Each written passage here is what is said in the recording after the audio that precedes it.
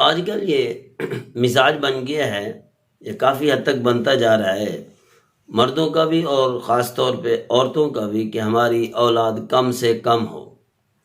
مردوں کا اس وجہ سے بھی ہے کہ تھوڑی اولاد ہو، خرچہ کم ہوگا، کمانے کے جھنجھٹ کم ہوں گے، اور عورتیں اس وجہ سے بھی کہ خدمت کم کرنی پڑے گی، بچے تھوڑے ہوں گے، کام کاج تھوڑا ہوگا، اور ساتھ یہ ہے کہ بھئی بچے زیادہ ہونے کی وجہ سے جو ہر وقت تھکاوٹ ہوتی ہے، اور جسم پر جو ہے تھکاوٹ کے اثرات ہوتے ہیں، کمزوری ہوتی ہے، چہرے پہ جھریاں ہوتی ہیں، جوانی کے تھوڑا ڈھلنے کے انداز شروع ہو جاتے ہیں، تو یہ چیزیں نہیں ہوں گی، ہم ہمیشہ جوان لگیں۔ خیر، رزق کا نظام تو اللہ پاک نے دیا ہے اور دینا بھی ہے، اگرچہ فاصلہ کرنا، وقفہ کرنا، یہ بھی ایک شریعت کے اندر ایک مستحسن یعنی اچھا قدم ہے کہ بچوں کی تربیت اچھی ہو، بچوں کی صحت اچھی ہو، ایسا نہ ہو کہ سنبھال نہ سکیں اور بچوں کی تعداد زیادہ ہو جائے۔ لیکن اتنا بھی ہے، نبی علیہ الصلوۃ والسلام نے فرمایا کہ بچوں کی تعداد زیادہ ہوگی، اولاد زیادہ ہوگی، تو میں قیامت کے دن اپنی امت کے زیادہ ہونے پر فخر کروں گا دوسرے نبیوں پر، کہ میری امت کی کثرت ہے، میری امت کی صفیں زیادہ ہیں دوسری امتوں کے مقابلے میں۔ لیکن وہ عورتیں سن لیں کہ اس کا ثواب کتنا زیادہ ہے۔ اولاد کے ہونے کا، نبی علیہ الصلوۃ والسلام کی امت کے زیادہ کرنے کا سبب تم ہو، تمہارے پاس یہ چابی ہے، تم زیادہ کر سکتی ہو۔ اب دیکھو، یہ زیادہ ہوں گے تو فوج میں جائیں گے، وطن کی حفاظت کریں گے، دفاع وطن کا کام کریں گے، حکومت کے عہدے سنبھالیں گے۔ اگر نہیں ہوں گے تو پھر کیا کریں گے؟ غیر ملکی آ کے حکومت کریں گے۔ یہاں پر کسی کے محتاج نہیں بننا چاہیے۔ بہرحال اس اولاد کی تعداد کتنی ہونی چاہیے، اس کے بارے میں اتنا سمجھ لیں کہ اتنی تو ہو نا، کل کو تم بیمار ہو، بچہ اپنا گھر بھی سنبھال سکے اور تمہاری بیماری کے اندر تمہاری خدمت بھی کر سکے۔ اب گھر ہو جائیں دو، ماں باپ بھی ہوں، ادھر سسرال بھی ہوں، اور بیوی بچے بھی ہوں، تو 3 جگہوں پہ ایک بچہ یا 2 بچے بتائیں کیسے کام کریں گے؟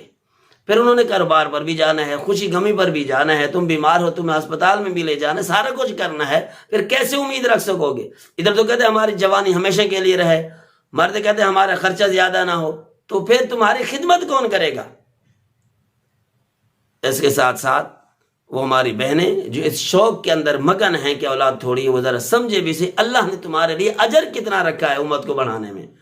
فرمایا نبی پاک صلی اللہ علیہ وسلم نے کہ جب کوئی بچی ماں کے پیٹ میں آتی ہیں تو اللہ رب العزت اس کے لیے کتنا ثواب لکھتے ہیں؟ فرمایا اس کا ثواب اتنا ہوتا ہے کہ جس طرح روزہ دار فوجی آدمی، فوجی سمجھے، مسلمان مجاہد سمجھے، وہ ملک کی سرحد پہ پہرا دے رہا ہو، جتنا ثواب اس کو ملتا ہے، تو صرف پیٹ میں بچے کے آنے پر اس کا ثواب شروع ہو جاتا ہے۔ اور پھر جب یہ بچہ جنتی ہے، بچہ وضع حمل جس کو عربی کے اندر کہتے ہیں، بچہ پیدا ہو جاتا ہے، تو 70 صحیح سالم غلام آزاد کرنے کا ثواب پا لیتی ہے یہ عورت۔ نمبر 3، پھر جب یہ بچہ ماں کا دودھ پیتا ہے پستان سے، سینے والا دودھ، بوتل والا نہیں، سینے والا دودھ، ماں کے جسم والا دودھ جب پیتا ہے، تو ایک ایک قطرہ پینے پر اللہ رب العزت کی طرف سے ایک ایک نیکی ملتی ہے۔ تو کتنے ثواب کٹھے ہو گئے؟ ابتدا میں جیسے ہی حمل ہوا تو اس وقت سے روزہ دار مجاہد جو سرحد پہ کھڑا ہو اس کا ثواب، اور جب وضع حمل ہو، بچہ پیدا ہوا، تو 70 غلام آزاد کرنے کا ثواب، اور پھر جب وہ دودھ پی رہا ہے تو ایک ایک گھونٹ پینے پر ایک ایک نیکی کا ثواب۔ حتیٰ کہ آگے فرمایا اگر اسی زچگی کے دوران وہ فوت ہو گئی تو شہید ہے، سیدھی جنت میں جائے گی۔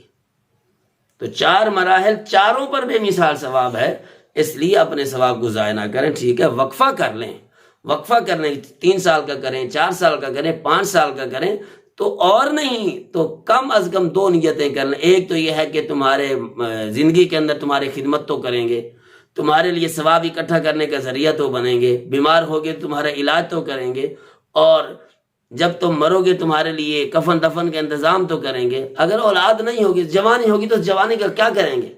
خاک میں ملیں گے اس جوانی کو جو تمہارے کام میں بھی نہ آئے.